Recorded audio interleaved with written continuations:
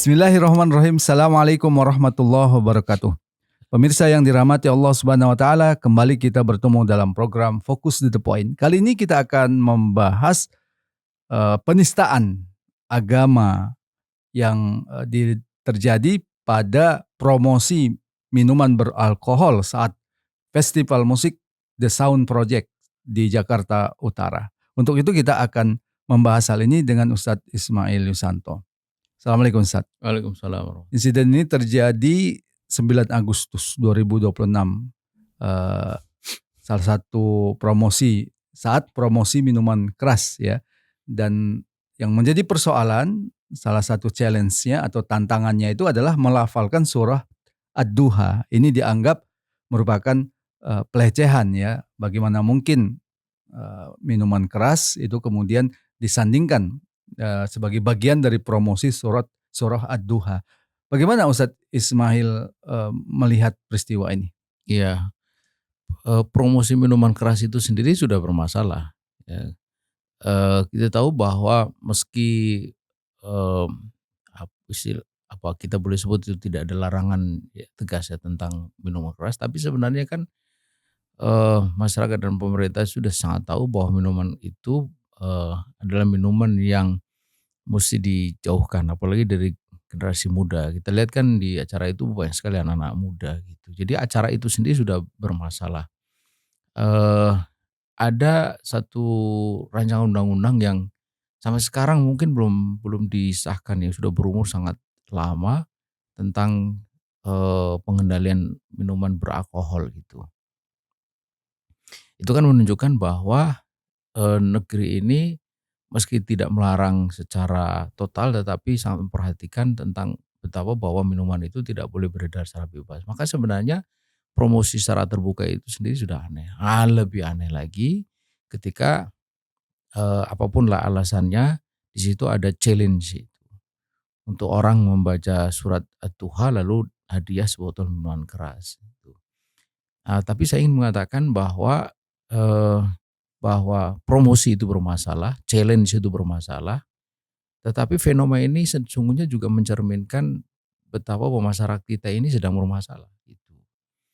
Artinya bahwa kehidupan sekuler, saya ingin mengatakan ini akarnya, kehidupan yang sekularistik itu memang telah menghilangkan satu hal yang sangat penting yang harus ada pada diri kita sebagai seorang muslim utamanya, yaitu apa yang disebut dengan kepekaan terhadap persoalan, kepekaan terhadap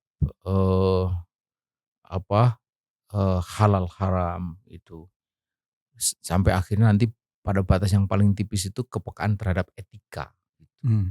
Nah, pada masyarakat sekuler kepekaan ini itu tergerus begitu rupa sampai akhirnya kepekaan itu hilang. Apa buktinya? Ya buktinya tadi, minuman keras dijajakan secara terbuka, kemudian dengan mudah. Ya kalau kita lihat rekamannya itu kan nggak ada keraguan gitu loh, ceplos, langsung kepikir gitu, tantangan itu, kemudian langsung dapat sambutan gitu. Dan yang melakukan sambil ketawa-tawa itu, sambil ketawa-ketawa dan begitu selesai, wah gitu. Itu kan menunjukkan apa yang tadi saya bilang itu, kepekaan itu sudah. Kalau ada yang mengatakan ini tidak disengaja.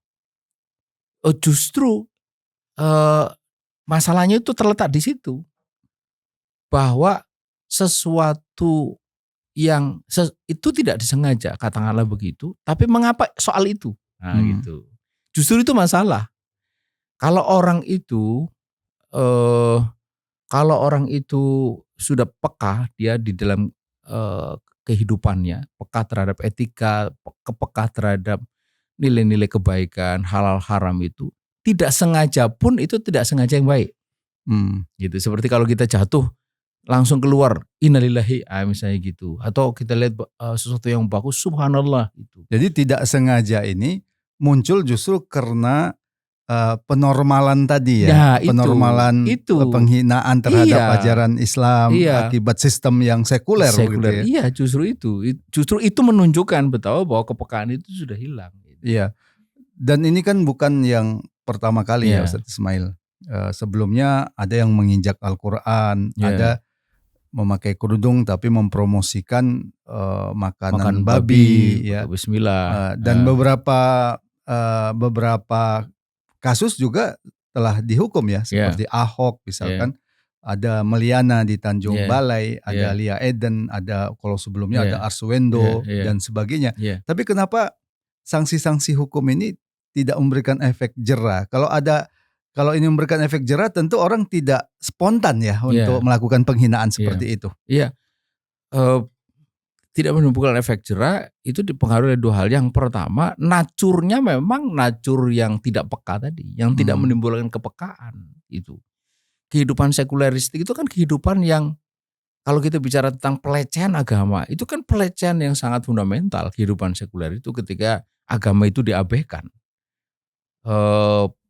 Promosi minuman keras dengan celin surat At-Tuha itu pelecehan, tapi sebenarnya kehidupan sekuler ini pelecehan juga terhadap agama gitu, terhadap Islam, karena hukum kan diabaikan kan. Allah mengatakan wa ahlal bai' wa harrama riba. Kita tetap pakai riba. Bukankah itu juga pelecehan terhadap apa yang dikatakan Allah di dalam ayat itu? Gitu. Jadi kehidupan sekuleristik. Kemudian yang kedua, memang ini soal hukuman. Kalau kita bicara tentang penghinaan terhadap Nabi, itu hukumannya kan kalau dikembalikan pada ketentuan hukumannya hukuman mati. Ketika itu tidak ada ya terulang lagi. Karena orang merasa bahwa resikonya tidak ada. Satu hal yang paling penting itu sebenarnya adalah apa yang disebut dengan certainty of punishment, gitu. Kepastian hukuman.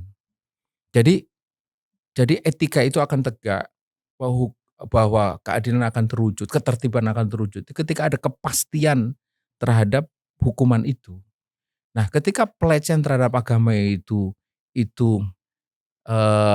di mata publik itu tidak terlihat ada kepastian terhadap hukuman, maka orang akan merasa bahwa itu bukan satu masalah.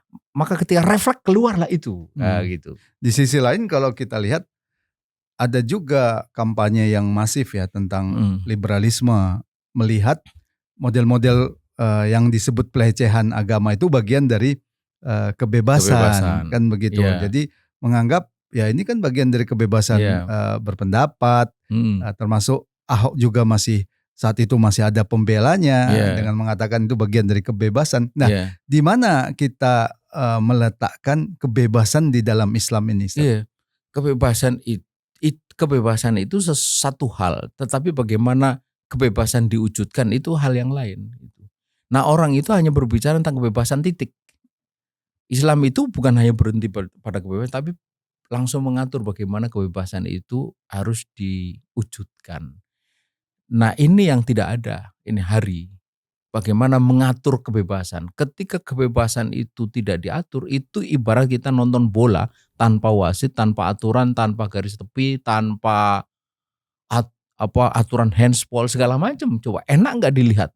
Enggak sama sekali gitu. Wong ada aturan aja, aturan dilanggar tapi nggak ada sanksi aja orang ribut seperti kemarin gitu kita saksikan gitu. Jadi disitulah letak masalahnya yang ini sekarang dihadapi bukan hanya di negeri tapi di dunia. Dimana kebebasan itu dia dilakukan atas nama kebebasan. Lihatlah, bukan hanya laki-laki menikah dengan laki-laki, perempuan menikah dengan perempuan. Bahkan manusia menikah dengan binatang, menikah dengan boneka, menikah dengan tiang listrik, menikah dengan pohon, coba. Ngeri sekali. Atas nama kebebasan. Atas nama kebebasan gitu. Nah, terakhir Ustadz Ismail, bagaimana langkah yang dilakukan Islam untuk mencegah hal ini terjadi? Itulah yang sering kita katakan, kita ini perlu aturan siapapun gitu. Bukan hanya kita sebagai seorang muslim, manusia itu perlu aturan. Dan aturan itu harus datang dari Sang Pencipta manusia. Itulah Allah Subhanahu wa taala. Karena itulah Allah itu mengatakan ya bahwa Al-Qur'an itu diturunkan wa anzalnahu ilaika litukhrijan nas minadz-dzulumati ilan nur. Kami turunkan Al-Quran itu kepadamu untuk mengeluarkan manusia dari kegelapan kepada cahaya kehidupan. Cahaya kehidupan yang terang benderang. Kehidupan yang terang benderang itu kehidupan yang cetha, yang jelas gitu. Mana benar, mana salah, mana baik, mana buruk. Mana dia itu suci, mana yang kotor, segala macam, halal dan haram. Sekarang ini kan tidak jelas. Ketika nggak jelas, maka kita itu ibarat kata berjalan di kegelapan. Orang kemudian semau-maunya. Ketika itu semua-muanya yang ada apa? Anarkis gitu. Dan itu mengerikan sekali. Kalau orang sekarang boleh menghina Nabi, terus kenapa tidak boleh menghina bapakmu? Kenapa tidak boleh menghina kepala negaramu? Kenapa tidak boleh menghina istrimu? Kan gitu akhirnya kan? Oh, itu anarkis. Dan anarkisme itu pasti menciptakan kekacauan. Kekacauan menimbulkan ketidaktentraman, ketidaktentraman menimbulkan ketidakamanan. Kacau balau. Apakah itu yang diinginkan? Di situlah sesungguhnya dunia ini memerlukan risalah yang hak. Itu adalah risalah Islam. Dan itulah yang kita serukan sampai ini hari. Baik Ustaz Ismail, terima kasih. Demikian pemirsa diskusi kita tentang penghinaan terhadap Al-Quran dalam promosi minuman keras. Semoga bermanfaat. Assalamualaikum warahmatullahi wabarakatuh.